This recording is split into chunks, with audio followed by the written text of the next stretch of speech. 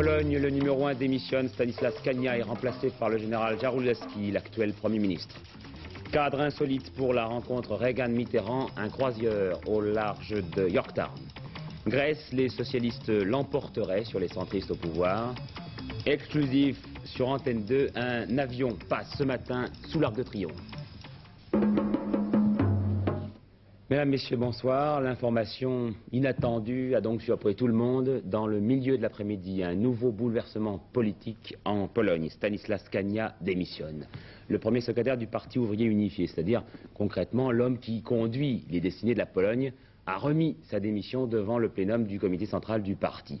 Le parti qui a 54% a accepté cette démission et qui aussitôt a désigné un successeur que voici, le général Jaruzelski, actuel Premier ministre, ministre de la Défense. Il y a un an déjà, l'homme avait refusé de succéder à Édouard Guirec, qui lui avait été démissionné. Paul Naon.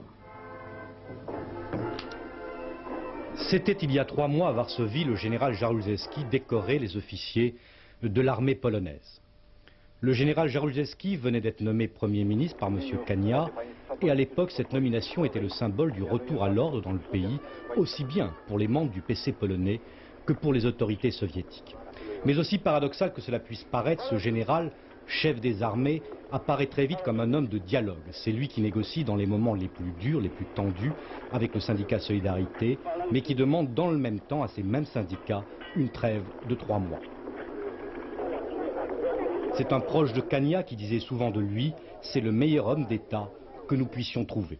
En fait, ce soir, le remplacement de M. Kania par M. Jaruzelski semble plutôt confirmer la continuité dans la direction polonaise. Ce militaire est un nationaliste, il n'est pas l'homme de Moscou, et sans doute plus important, les syndicats polonais se souviennent qu'il avait refusé de faire usage de la force pendant les événements de 70 dans les ports de la mer Baltique. Le général Jaruzelski est encore pour tout le monde une solution d'attente, alors qu'il vient de déclarer il y a quelques instants, à peine, l'importance inestimable pour la Pologne de l'alliance avec l'URSS. Alors pour la plupart des observateurs, mais il est peut-être un peu tôt pour se prononcer, il semble en effet que l'arrivée du général Jaruzelski au pouvoir n'implique pas forcément un durcissement de la situation. Cela dit, ce nouveau coup de théâtre intervient au terme d'une année de remous en Pologne. Depuis la démission d'Édouard Guirec, officiellement pour raison de santé, mais on sait ce que ça veut dire, Stanislas Kania avait le plus grand mal à concilier les exigences de solidarité, celles de son parti et puis celles de Moscou. Mais il faut remonter encore plus loin si l'on veut mieux comprendre les difficultés actuelles de la Pologne. Philippe Biasso. Édouard Guirec rend visite pour la dernière fois aux mineurs de Silésie, pays dont il est originaire. Dans quelques heures, l'homme qui voulait être le contact entre l'Est et l'Ouest devra laisser la place. Cette image est la dernière d'Édouard Guirec à la télévision. Son successeur est Stanislas Kania. À 54 ans, il devient premier secrétaire du Parti ouvrier polonais. Le Kremlin le salue comme un combattant courageux. Pour un temps, Kania devient l'homme de Moscou. Très vite, le secrétaire du Parti communiste polonais doit affronter les grèves et les revendications du syndicat Solidarité. Kania adopte une position ferme et affirme que la lutte sera livrée à tous ceux qui mettent en danger la sécurité et l'indépendance du pays. Les négociations avec le syndicat Solidarité durcissent au point que Stanislas Kania envisage même la suspension du droit de grève en Pologne. En fait, M. Kania est soumis à 3 pressions contradictoires, celle de la base représentée par le syndicat, celle des durs du comité central et bien sûr la pression exercée par Moscou qui ne ménage pas ses critiques à la fois contre 2 hommes, Lech Walesa et Stanislas Kania. Les pays occidentaux devaient manifester leur solidarité économique et politique avec la Pologne de M. Kania. Claude Chesson a été le dernier interlocuteur occidental de l'ancien secrétaire, remplacé ce soir par son Premier ministre, un militaire, le général Jaruzelski. Głęboki kryzys trwa.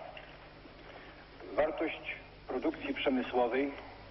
Les images qui viennent de nous être envoyées à l'instant par la télévision polonaise. Alors dès que nous avons appris l'information, nous avons aussitôt déployé notre réseau de correspondants et interrogé Lech Walesa, bien sûr, qui se trouve dans le nord de la France. Mais tout d'abord, Moscou, avec Patrick Menet, on ne sait pas encore si les soviétiques ont vraiment voulu ce changement, mais l'agence TASS l'a annoncé très rapidement. De toute évidence, le Kremlin se montrera en la circonstance particulièrement circonspect.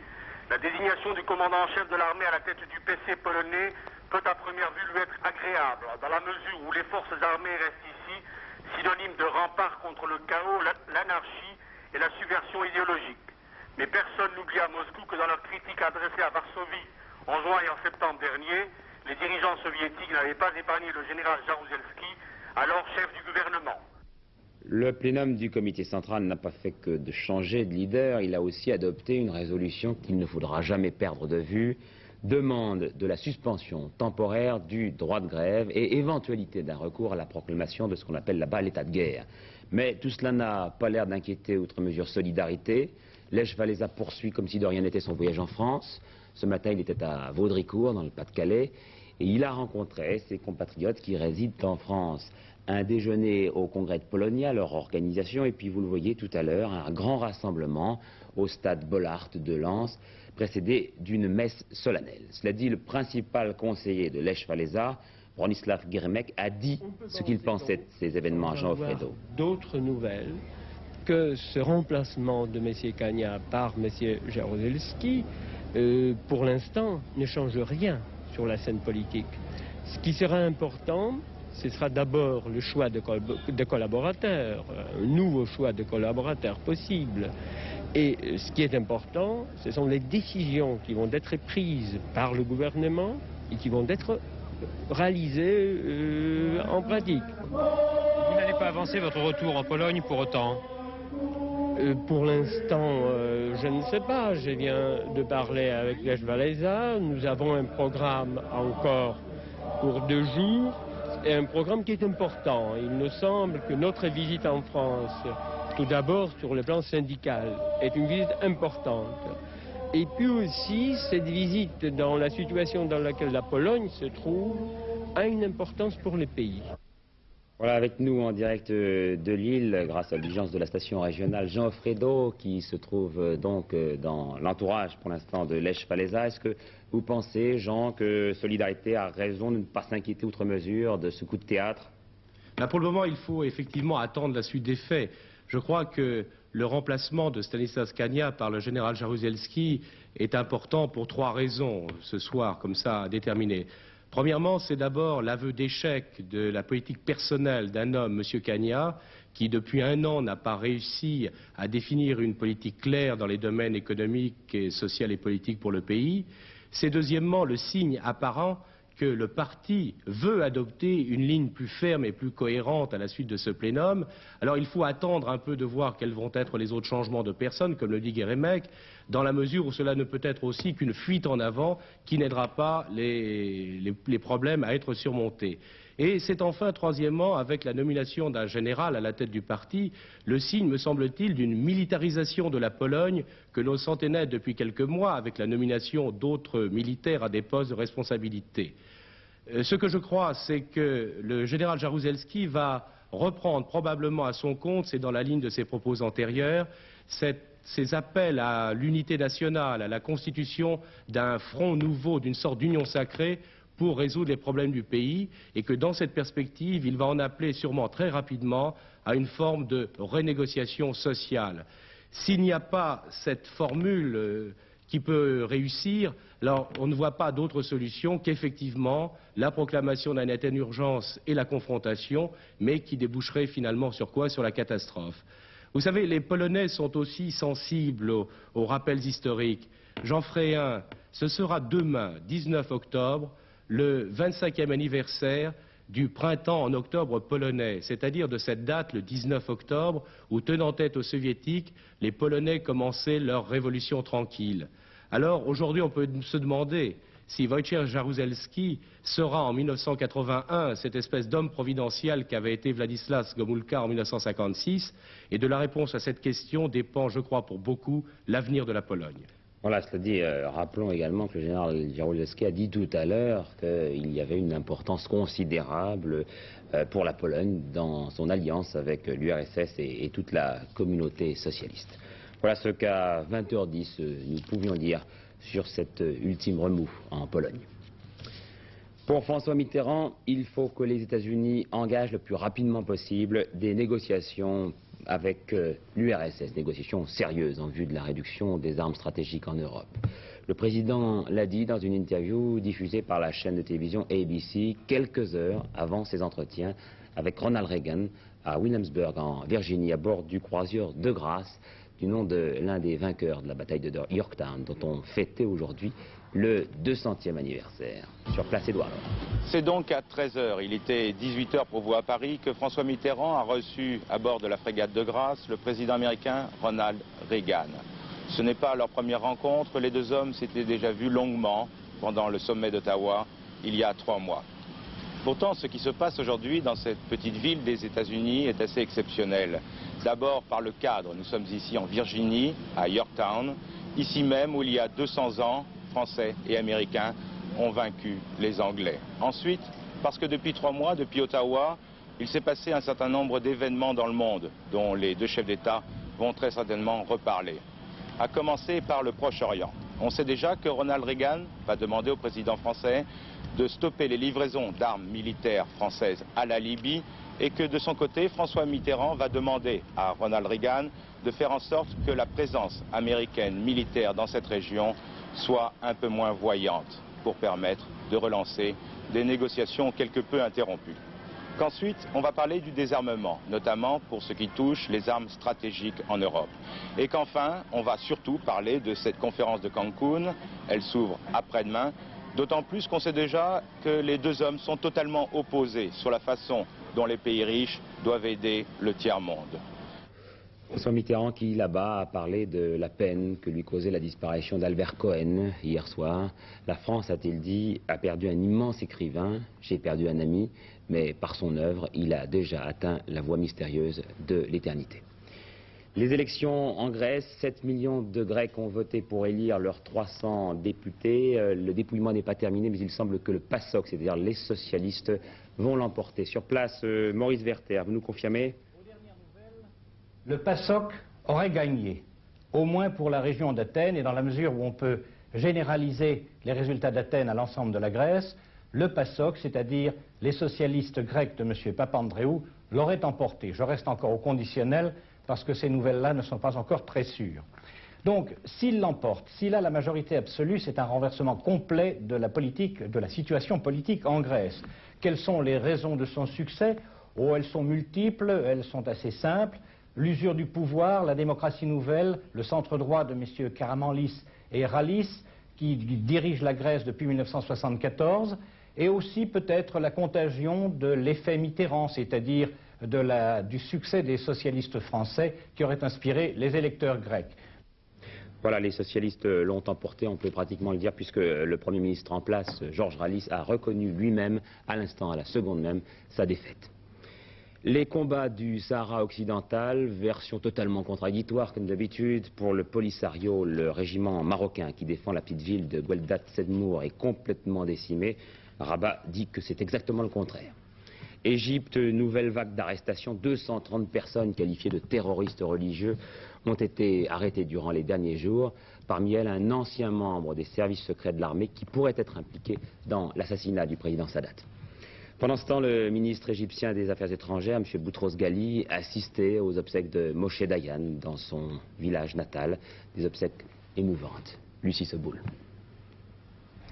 C'est à Nahalal, son village natal de Galilée, que le général Moshe Dayan a été enterré ainsi qu'il l'avait souhaité.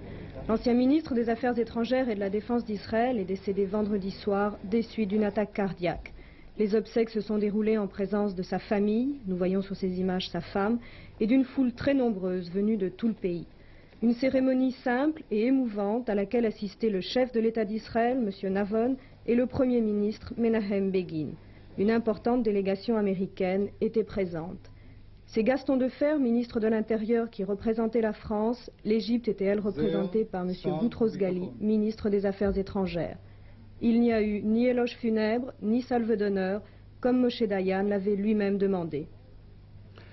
À une semaine de leur congrès de Valence, les socialistes avaient réuni aujourd'hui à Paris leur conférence nationale de motion, c'est le terme consacré, qui leur a permis de recomposer le comité directeur. On y remarquera la perte d'influence des Rocardiens, 7 sièges de moins, et l'arrivée du député François Massot, qui il y a encore un mois était radical de gauche. Pour Pierre-Alain, Lionel Jospin a ensuite commenté le sondage du journal du dimanche selon lequel les Français semblent actuellement tentés par le pacifisme. Être neutraliste, ça veut dire ne pas choisir un camp. Nous sommes dans une alliance. Être pour le désarmement, c'est ne pas accepter la course aux armes de mort. Le Parti socialiste est pour le désarmement. Mais en ce qui concerne le pacifisme, parce que je crois que la question en fait était sur le pacifisme, plus que sur le neutralisme, nous sommes plutôt pacifiques, les socialistes. Nous sommes pour la paix, mais à condition que le pacifisme concerne tout le monde et que tout le monde fasse des efforts. Nous ne sommes pas pour un pacifisme unilatéral. Nous pensons qu'il serait dangereux que ce soit le monde occidental seulement qui doive faire des efforts de paix et des armées, cependant que de l'autre côté, et notamment du côté de l'Union soviétique, on pourrait poursuivre son effort de guerre. Ce qui est important, c'est l'équilibre, c'est la paix de tous côtés et c'est, si l'on veut, le pacifisme de tous côtés. Le communiste Gaston Pissonnier a lui fait connaître la satisfaction de son parti après la manifestation pacifiste de Bonn. Gaston Pissonnier l'a dit à Chateaubriand au moment de la commémoration du 40e anniversaire de l'exécution à Chateaubriand de 27 patriotes, pour la plupart communistes, qui avaient été regroupés dans le camp de Choiseul, tout près de là. Il convient toutefois d'ajouter que la date anniversaire est contestée depuis plus de 30 ans. D'autres résistants se réunissent régulièrement 4 jours plus tard, le 22 octobre. C'est une enquête de Corinne Pertuis.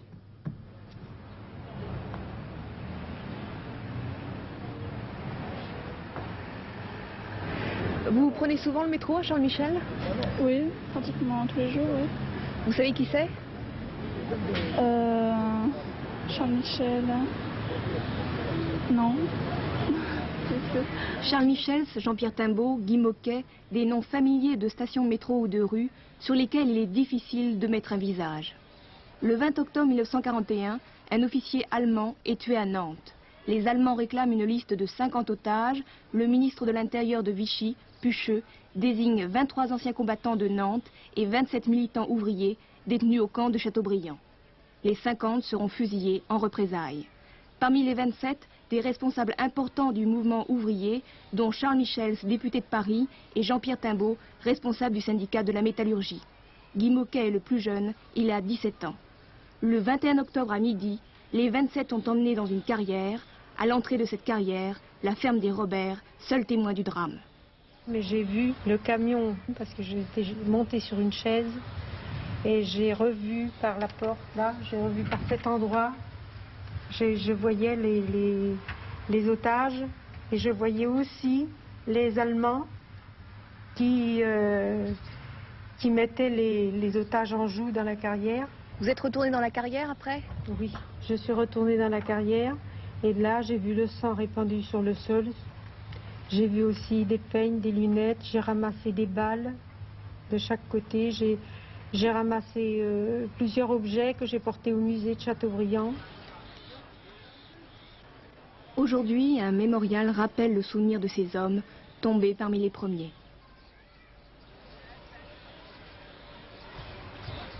Madame Timbaud, c'est à ce poteau que votre père a été fusillé? Oui, c'est ce que j'ai appris par Madame Robert, parce qu'il est passé le 3e. Donc on pense qu'il était fusillé à cet endroit-là. Comment est-ce que vous avez appris sa mort?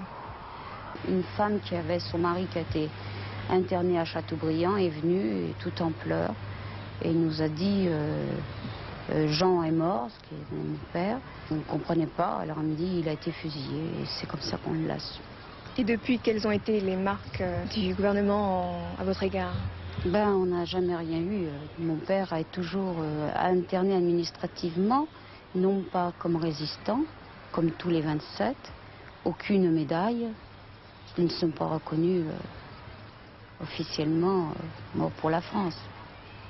Est-ce que c'est difficile d'être la fille de Jean-Pierre Timbaud? C'est pas difficile du tout. C'est même une fierté d'être la fille de Jean-Pierre Timbaud. Vous-même, vous continuez la lutte maintenant? Oui, je milite aussi. Je suis syndiquée à la CGT et je suis aussi membre du Parti communiste français. Les communistes ont fêté aujourd'hui le 40e anniversaire de la mort des fusillés. Ils ont vendu des cartes de commémoration toute cette semaine. Pourtant, ils ne sont pas les seuls à entretenir le souvenir des 27. Comme chaque année depuis 1947, une seconde cérémonie est organisée le jour anniversaire, mercredi prochain, par la municipalité centriste. Et puis, pour la première fois cette année, les trotskistes de la Ligue communiste révolutionnaire ont eux aussi défilé hier à Chateaubriand. Parmi les 27, il y avait l'un des leurs.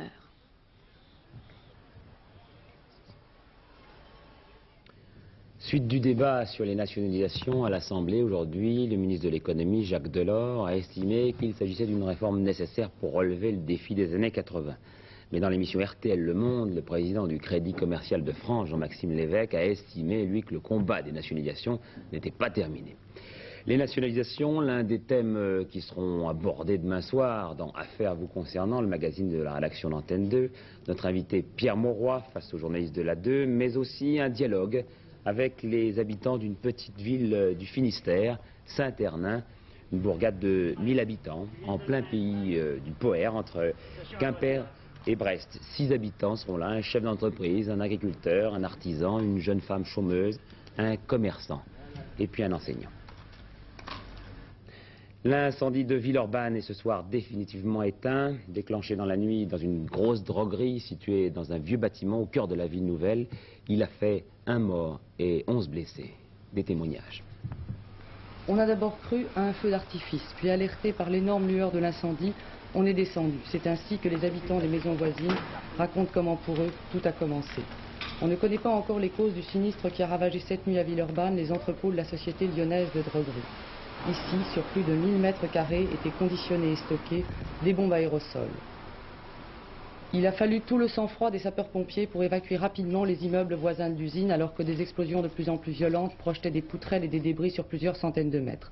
150 logements ont été touchés, mais sans dégâts graves. 20 personnes ce soir logeront à l'hôtel. Un seul immeuble est déclaré sinistré. C'est là que vivait une famille italienne dont le père est chômeur. Ils avaient récemment rénové entièrement leur logement. Hier soir, ils ont tout perdu.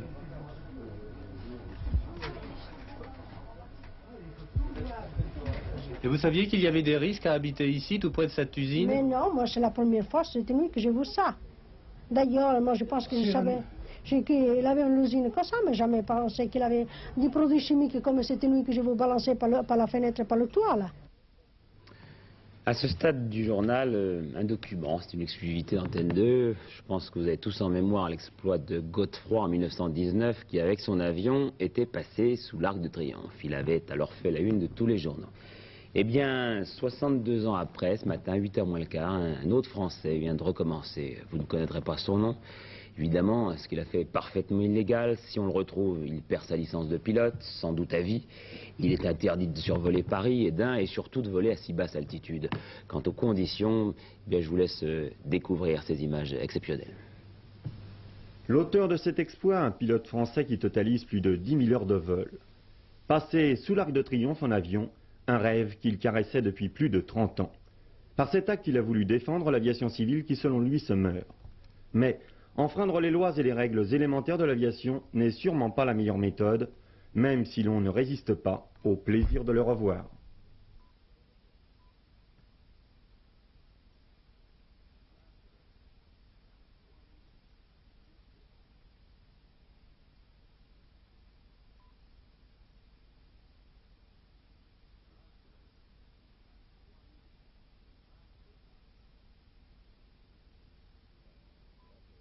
Voilà, on était là, mais aucun des journaux et des agences alertées n'a voulu le croire. Le tiercé de Longchamp, 10, 7, 13. Je vous laisse découvrir les rapports sur votre écran. 9159 francs 50 dans l'ordre et dans un ordre différent. 1543 francs. Mais je ne vous montrerai pas la course parce que nous avons encore plus beau en matière de cheval. Donc ce soir, c'est un reportage de panache tourné à Meknès au Maroc pendant la célèbre Fantasia et signé Pierrette Bresse et Dominique Merlin.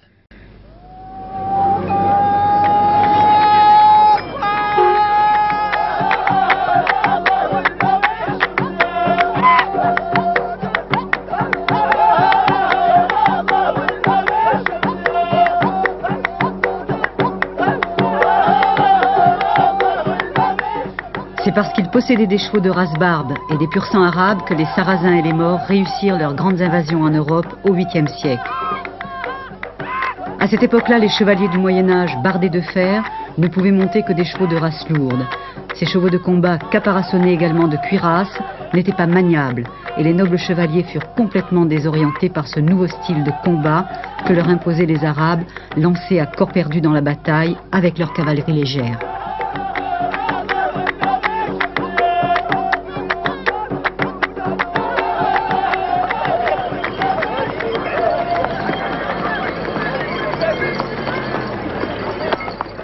Ces cavaliers diaboliques qui chargent sabre au clair ou au mousquet à la vitesse du vent ne font plus la guerre à cheval, mais en conservent précieusement le rituel.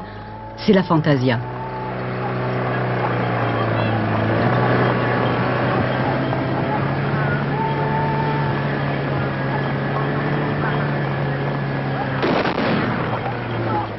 À Meknès, chaque année au mois de septembre, 1000 chevaux et 17 tribus viennent au festival de Fantasia. Ils mesurent leur adresse à tirer à l'unisson le baroud d'honneur.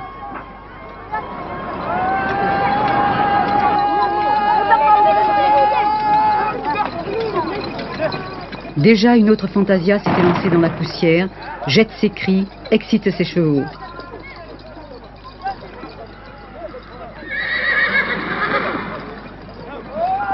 Aux temps anciens, les égirs musulmans, vizirs ou pachas, avaient pour seul trône leur cheval, et c'était à cheval qu'ils recevaient les actes d'allégeance des tribus conquises.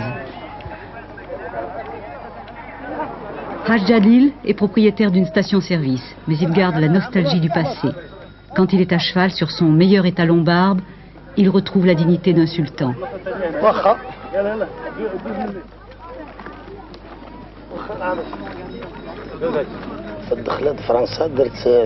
Je suis vieux.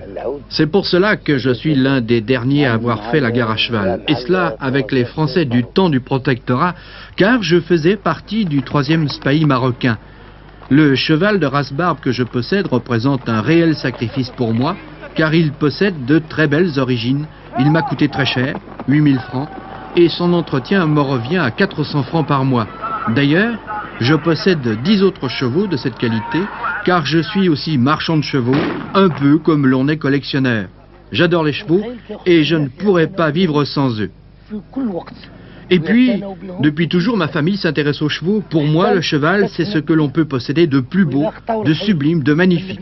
Cet amour qui se passe entre le cheval et l'homme est un sentiment privilégié. Étrange amour que celui-ci. Le cheval sert de faire valoir à son maître. Je te couvrirai d'or, mais tu seras mon esclave. Et si tu es rebelle, je saurai te dompter.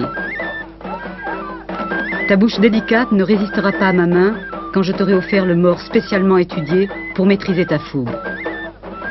L'histoire de la civilisation arabe est lointaine et l'on ne sait pas toujours que parmi les richesses qu'elle nous a léguées, les chevaux figurent en bonne place. Leurs qualités ont toujours été très recherchées pour améliorer d'autres races. Le pur sang arabe apporte la vitesse, le courage, la finesse du modèle, la sobriété aussi. Originaire du désert, il se nourrit peu. Aussi le pur sang arabe mérite bien son titre. On dit de lui qu'il est le père de tous les chevaux. Voilà la météo pour demain. Le temps restera pluvieux au nord d'une ligne Toulouse-Mulhouse avec une tendance orageuse sur le Massif central et quelques éclaircies sur la Bretagne. Dans le sud, on me dit que le beau temps persistera avec des températures agréables pour la saison. Il y a quand même toujours des risques d'angine, j'en sais quelque chose. Demain, c'est Christine Ockrent qui vous présentera ce journal. À 23 h, Hervé Claude. Je vous rappelle quand même aujourd'hui que les titres principaux sont qu'en Pologne, Stanislas Kania a été remplacé par le général Jaruzelski et que les socialistes l'ont emporté en Grèce. Mais pour nous quitter tout à fait, les images et surtout la musique d'un concert exceptionnel hier à Paris, les Grateful Dead. Freddy Auxerre était là. Bonsoir à tous.